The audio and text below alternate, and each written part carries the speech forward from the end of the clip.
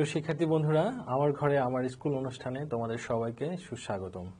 আজকে ষষ্ঠ শ্রেণীর দশম অধ্যায়ের গতি বিষয়ের কয়েকটি সুনির্দিষ্ট বিষয় নিয়ে তোমাদের সাথে আলোচনা করব। আজকে পুরো ক্লাস জুড়ে তোমাদের সাথে আমি রয়েছি, মোহাম্মদ শফিকুল ইসলাম। আজকের শিখন ফল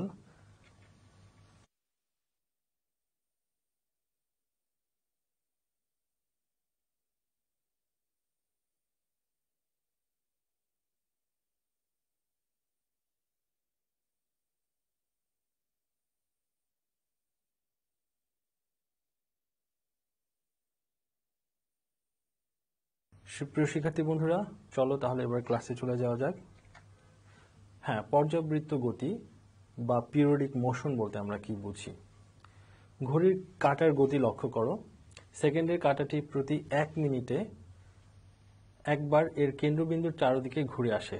কাঁটাটি বারবার একটি পথে ঘুরছে এবং এর গতির পুনরাবৃত্তি ঘটছে। এ ধরনের গতি হলো পর্যাবৃত্ত গতি বা পিরিয়ডিক মোশন। তোমরা স্কুলের বার্ষিক ক্রীড়া প্রতিযোগিতায় 4 পাক দৌড়ের কথা নিশ্চয়ই মনে আছে। মনে করো তুমি মাঠের এক কোণায় দাঁড়িয়ে আছো, চারদিকে 4 পাক ঘুরে দৌড়ের প্রতিযোগী তোমাকে বারবার অতিক্রম করছে। এটাও একটি পর্যাবৃত্ত গতির উদাহরণ। এরকম আরো অনেক উদাহরণ আছে, যেমন বৈদ্যুতিক পাখার গতি, হৃৎপিণ্ডের গতি। সুতরাং আমরা একটি সিদ্ধান্তে উপনীত হতে পারলাম যে কোনো গতিশীল বস্তু যদি একই পথ বারবার অতিক্রম করে তাহলে সেই গতিকে আমরা পর্যাবৃত্ত গতি বলি। চিত্রের মাধ্যমে বিষয়টি আরো একটু পরিষ্কার হবে। আমরা দেখতে পাচ্ছি রানিং ট্র্যাকে চিলড্রেন্স, বাচ্চারা দৌড়াচ্ছে এবং এরা একটি সার্কুলার ওয়েতে দৌড়ায়। এই ধরনের গতি হচ্ছে পর্যাবৃত্ত গতির উদাহরণ। এছাড়াও আমাদের সোলার সিস্টেম বা সৌরজগতে আমরা যেটা দেখতে পাই যে চাঁদ পৃথিবীকে একটি নির্দিষ্ট দূরত্ব রেখে বারবার ঘুরছে, এটাও একটি পর্যাবৃত্ত গতির উদাহরণ। আমাদের ঘড়ির কাঁটার গতি হচ্ছে পর্যাবৃত্ত গতির একটি উদাহরণ। এবং তোমরা নিশ্চয়ই দোলনায় দোল খেয়েছো, একটি নির্দিষ্ট সময় পর পর এটি একটি নির্দিষ্ট বিন্দুকে বারবার অতিক্রম করে। এটাও একটি পিরিয়ডিক মোশনের সুন্দর একটি উদাহরণ। পিরিয়ডিক মোশন আরো ভালোভাবে বোঝার জন্য তোমরা একটি কাজ করতে পারো। বিদ্যালয়ের মাঠে যাও, তুমি এক জায়গায় দাঁড়াও, তোমার কোনো বন্ধুকে তোমার হাত ধরতে বলো, অপর বন্ধুকে বলো তোমাদের দুইজন হতে সমদূরত্বে এক জায়গায় দাঁড়িয়ে থাকতে। তুমি তোমার জায়গায় স্থির দাঁড়িয়ে থাকো এবং তোমার বন্ধুকে চারপাশে ঘুরতে বলো। তোমার হাত ধরা বন্ধু তোমাদের পাশে দাঁড়িয়ে থাকা বন্ধুকে একই পথে বারবার অতিক্রম করছে। এই গতিটাই হচ্ছে পর্যাবৃত্ত গতি। এবার তোমাদের দৈনন্দিন অভিজ্ঞতা থেকে এরকম পর্যাবৃত্ত গতির উদাহরণ খাতায় লিপিবদ্ধ করে রাখতে পারো। সুপ্রিয় শিক্ষার্থী বন্ধু, গতির আরেকটি উদাহরণ হচ্ছে দোলন বা স্পন্দন গতি।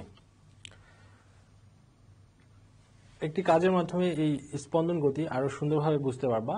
একটা প্লাস্টিকের রুলার নিয়ে এক টেবিলের এক প্রান্তে এমনভাবে রাখো যাতে এর বেশ কিছু অংশ টেবিলের বাইরে থাকে, প্রায় অর্ধেক। এবার এক হাত দিয়ে টেবিলের উপরের রুলারের অংশটি দৃঢ়ভাবে চেপে ধরো যাতে এটি নড়ে চড়ে না যায় এবং নির্দিষ্ট স্থানে স্থির থাকো। অপর হাত দিয়ে রুলারটির টেবিলের বাইরের অংশটি নিচের দিকে টেনে সামান্য নামিয়ে ছেড়ে দাও। তুমি কি দেখছো? হ্যাঁ, টেবিলের বাইরের রুলারের অংশটি উপরের নিচে উঠানামা করছে। এই ধরনের গতিকে দোলন গতি বা স্পন্দন গতি বলা হয়। আরেকটি কাজ করতে পারো, সুতার এক প্রান্ত ছোট নুড়ি পাথর বেঁধে ছবির মতো করে টেবিলের এক প্রান্তে ঝুলিয়ে দাও। নুড়ি পাথরটিকে এক পাশে টেনে সামান্য দূরে নিয়ে গিয়ে ছেড়ে দাও।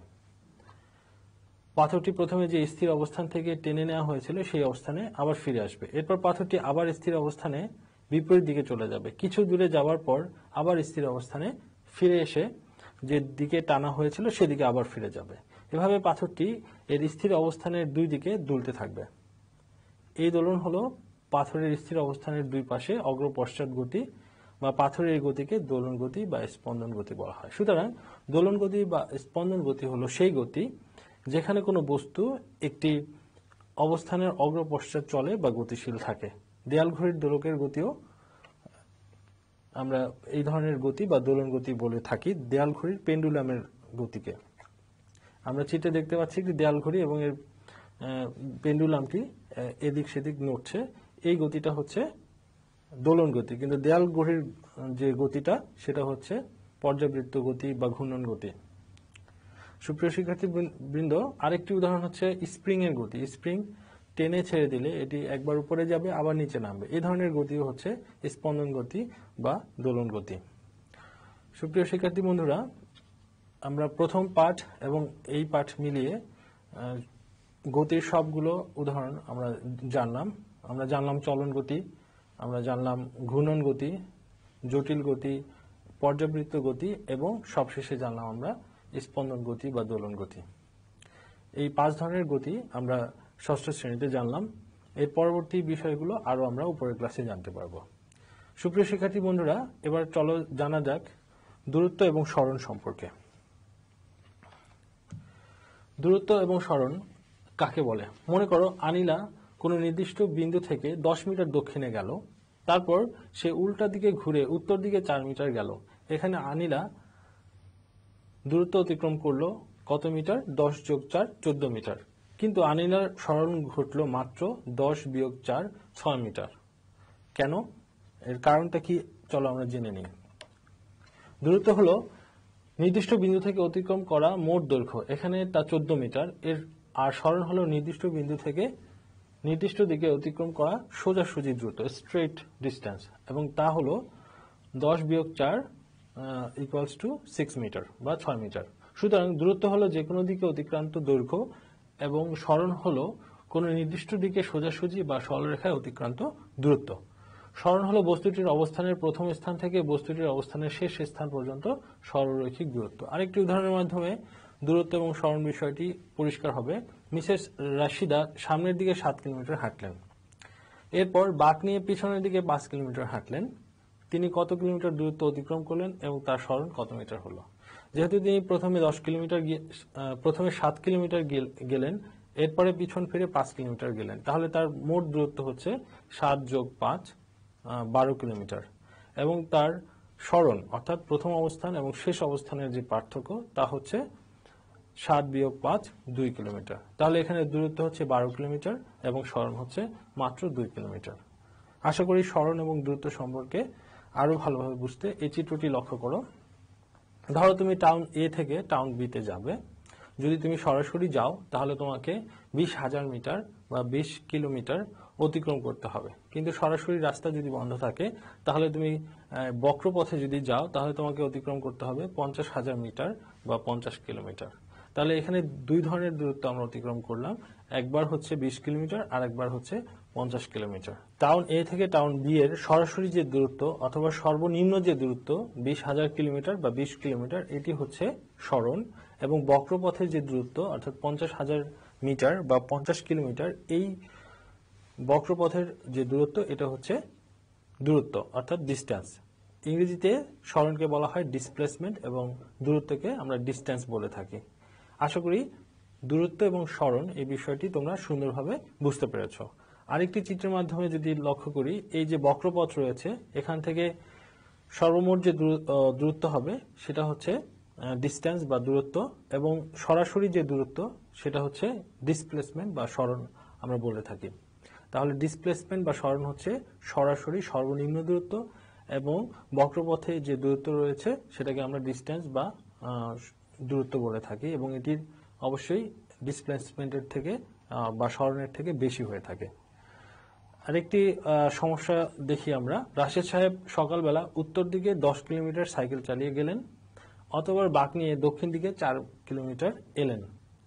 তিনি কত কিলোমিটার দূরত্ব অতিক্রম করলেন এবং তার সরণ কত হলো?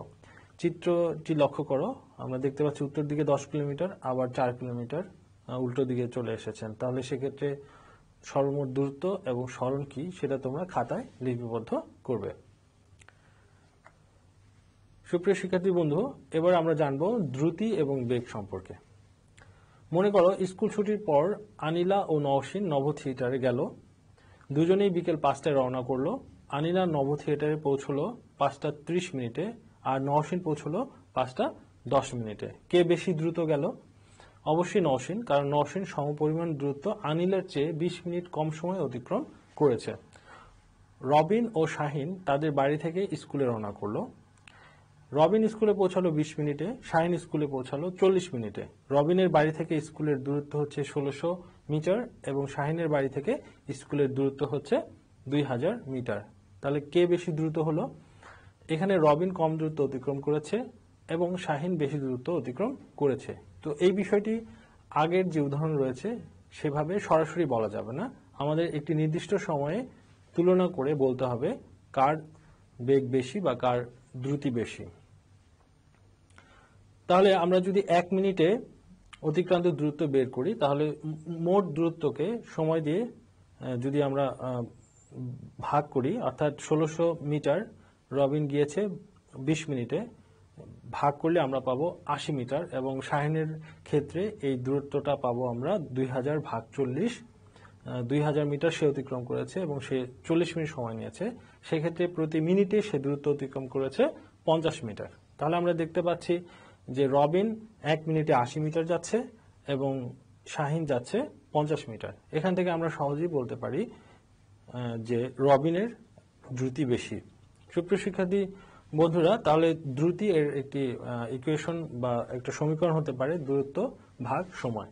দূরত্ব মাপা হয় মিটারে, তাই একে সংক্ষেপে ময় রশিকার দিয়ে বোঝানো হয়। সময় মাপা হয় সেকেন্ডে, একে সংক্ষেপে বোঝানোর জন্য আমরা সহায়িকারেশি এবং ফুল স্টপ ব্যবহার করে থাকি। সুপ্রিয় শিক্ষার্থী বন্ধুরা, চিত্রটি লক্ষ্য করি, এখানে দেখানো হচ্ছে স্পিড 5 কিলোমিটার পার আওয়ার। এর মানে কি? এর মানে হচ্ছে সাইকেল আরোহী প্রতি ঘন্টায় 5 কিলোমিটার বা 5000 মিটার অতিক্রম করে। এবং এই চিত্রটি লক্ষ্য করি, এখানে সাইকেল আরোহী একটি সার্কুলার ওয়ে বা বৃত্তাকার পথে একটি এ বিন্দু থেকে ঘুরে আবার সেই বিন্দুতে এসে পৌঁছেছে।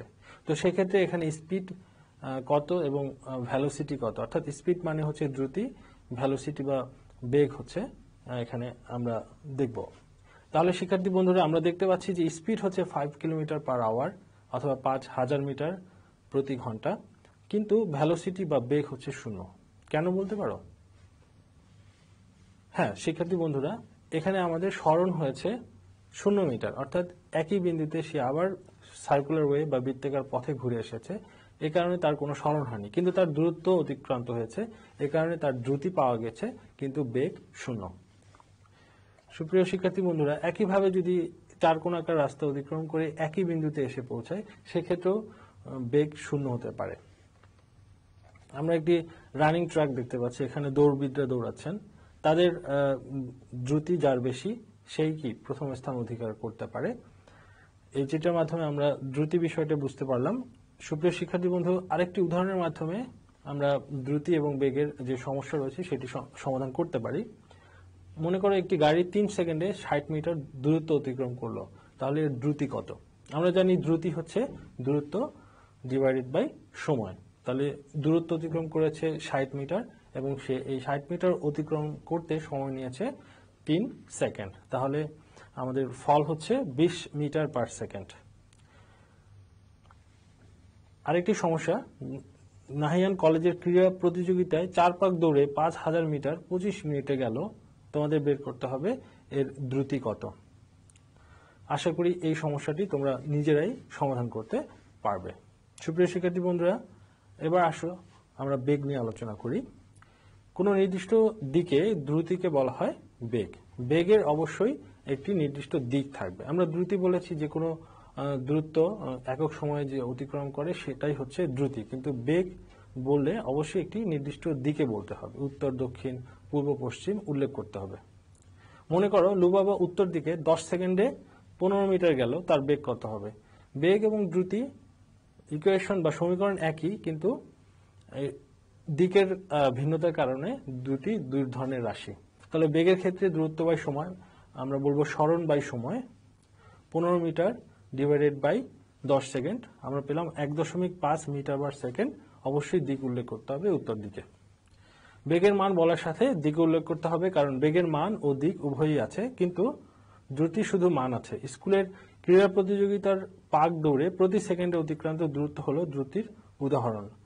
এর কোনো নির্দিষ্ট দিক নেই, শুধু মান আছে। নির্দিষ্ট কোনো দিকে 100 মিটার দৌড়ে প্রতি সেকেন্ডে অতিক্রান্ত দূরত্ব হলো বেগের উদাহরণ। সুপ্রিয় শিক্ষার্থী বন্ধুরা, আমরা একটা চিত্র লক্ষ্য করি। এখানে দেখতে পাচ্ছি যে কার রেসিং বা গাড়ির দৌড় প্রতিযোগিতা। এই গাড়ি দৌড় প্রতিযোগিতায় তারা একটি সার্কুলার ওয়েতে ঘূর্ণায়মান থাকে। এই ধরনের গতিকে আমরা দ্রুতি বা বেগ কোনটা বলবো, বলতে পারো? হ্যাঁ, ঠিক ধরেছ, এই ধরনের গতি হচ্ছে দ্রুতি, কারণ এর নির্দিষ্ট কোনো দিক নেই। নির্দিষ্ট কোনো দিক না থাকার কারণে আমরা এই গতিকে দ্রুতি বলে থাকি। কিন্তু 100 মিটার রেস যেটা আমরা দেখতে পাই স্ট্রেট ওয়েতে একটা নির্দিষ্ট দিকে 100 মিটার অতিক্রম করে, এই ধরনের গতিকে আমরা বেগ বলে থাকি। তাহলে শিক্ষার্থী বন্ধুরা মনে রেখো, কোনো নির্দিষ্ট বিন্দু থেকে কোনো বস্তুর সরণ হলো ওই বিন্দু থেকে নির্দিষ্ট দিকে দূরত্বের সমান, এবং সময়ের সাথে কোনো বস্তুর সরণের পরিবর্তনের হারকে বেগ বলে। সময়ের সাথে কোনো বস্তুর সরণের পরিবর্তনের হারকে বেগ বলে। আর যদি দ্রুতির সংজ্ঞা জিজ্ঞেস করা হয় তাহলে বলবে সময়ের সাথে কোনো বস্তুর দূরত্বের পরিবর্তনের হারকে বেগ বলে। দূরত্ব এবং সরণ বিষয়টি আগেই তোমাদের সামনে উপস্থাপন করেছি, সুতরাং এই দুটি শব্দের পরিবর্তনের মাধ্যমে তোমরা বেগ এবং দ্রুতির সংজ্ঞা সহজেই লিখতে পারবে। সুপ্রিয় শিক্ষার্থী বন্ধুরা, আশা করি পুরো ক্লাসটি তোমরা মনোযোগ দিয়ে শুনেছো এবং দ্রুতি, সরণ, বেগ এবং দ্রুতি এই বিষয়গুলো পার্থক্য করে বুঝতে শিখেছো। এগুলো আরো ভালোভাবে অনুশীলনের মাধ্যমে আয়ত্ত করবে এবং তোমাদের বাড়ির কাজ সুন্দরভাবে করবে। তোমাদের আজকের বাড়ির কাজ হচ্ছে দূরত্ব ও সরণের মধ্যে দুটি পার্থক্য লিখবে, দ্রুতি ও বেগের মধ্যে দুটি পার্থক্য লিখবে, এবং এই বাড়ির কাজগুলো অবশ্যই আলাদা খাতায় তারিখ দিয়ে করবে এবং স্কুল খোলার পরে তোমাদের শিক্ষকদের কাছে জমা দিবে এবং ধারাবাহিক মূল্যায়নের মার্কস হিসেবে পরীক্ষার চূড়ান্ত মার্কের সাথে যুক্ত হবে। আশা করি তোমরা সবাই বাড়ির কাজ সুন্দরভাবে করবে এবং এই ক্লাসটি যদি তোমাদের আবার দেখতে ইচ্ছে করে তাহলে অবশ্যই চলে আসো আমাদের আমার ঘরে আমার স্কুল এর ফেসবুক পেজে, আমার ঘরে আমার স্কুল এর ইউটিউব চ্যানেলে, এবং তোমাদের সুনির্দিষ্ট মতামত ফেসবুক পেজে কমেন্টের মাধ্যমে জানাতে পারো, আমাদেরকে ইমেলের মাধ্যমেও জানাতে পারো। সরকারি নির্দেশ মোতাবেক তোমরা সবাই বাসা অবস্থান করো, স্বাস্থ্যবিধি সুন্দরভাবে মেনে চলো এবং তোমরা সবাই সুস্বাস্থ্যের অধিকারী হও। তোমাদের সবার সুস্বাস্থ্য কামনা করে এখানেই শেষ করছি। সবাইকে আবারও অনেক অনেক ধন্যবাদ।